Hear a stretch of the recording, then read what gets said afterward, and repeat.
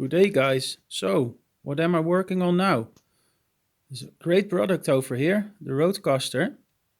But as you can hear, it suffers from a nasty interference coming from the microphone channels. So, if I turn down this microphone, you hear that the interference goes away, but so does my voice. So, of course, now the sensitivity of this microphone is set really high just to demonstrate you the problem. Well, if there's a problem, it's nice if there's a solution as well, isn't it? Well, and I do have a solution. I found a solution. Let's get over here. I took off the back cover of the Rodecaster, but maybe for this repair it wasn't even necessary, but I still did in order to discover. And well, what I did discover when I opened up the cover, maybe you already noticed some screws are out halfway, except for the last one over here. That one is still in. And what does this screw do? Of course, this screw holds the XLR connectors in place and prevents the movement and the strength of plugging in and out your cables doesn't come on the board on which it's soldered with the pins over here. So it takes away the mechanical stress. But this screw also does something else. It's really worthy of its name because it literally screws up something. If my camera will focus, you see that? That's the end of the screw. It's touching the ground connection of the XLR connector, which is soldered to the board.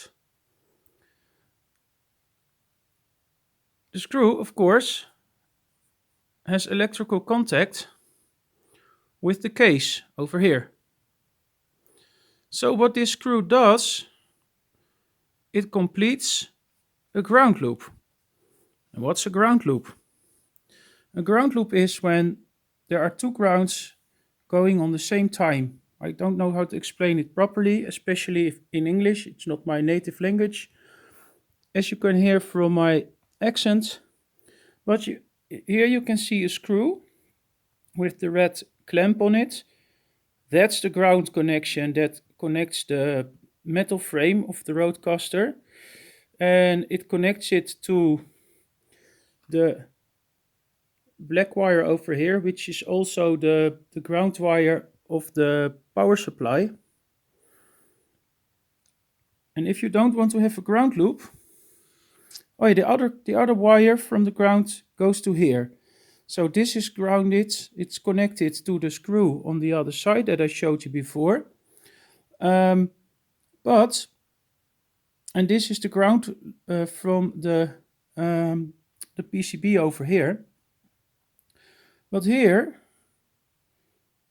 this screw creates a ghost ground, as I call it.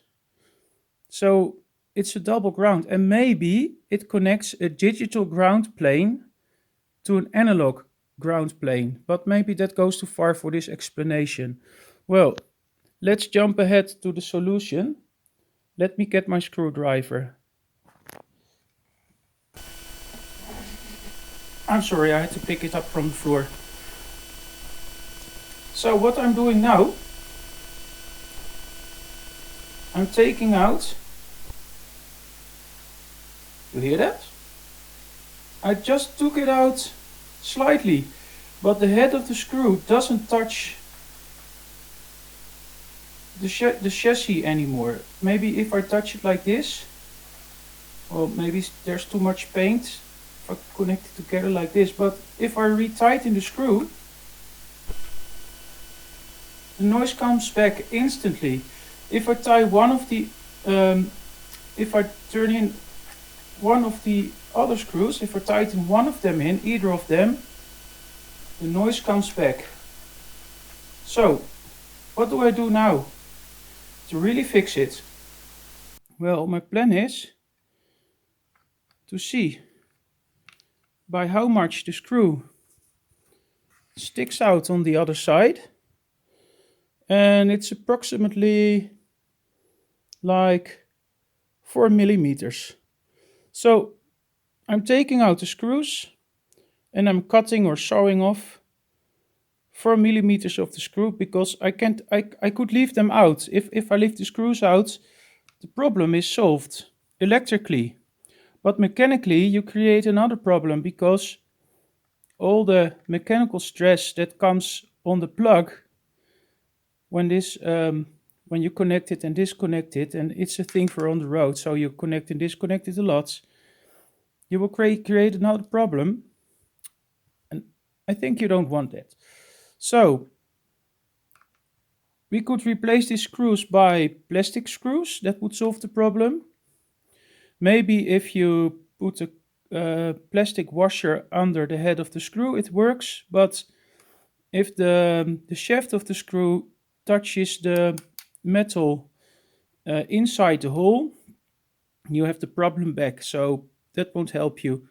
That won't be a permanent solution. Well, I'm going to cut the screws and I'll let you know the results. See you later, guys.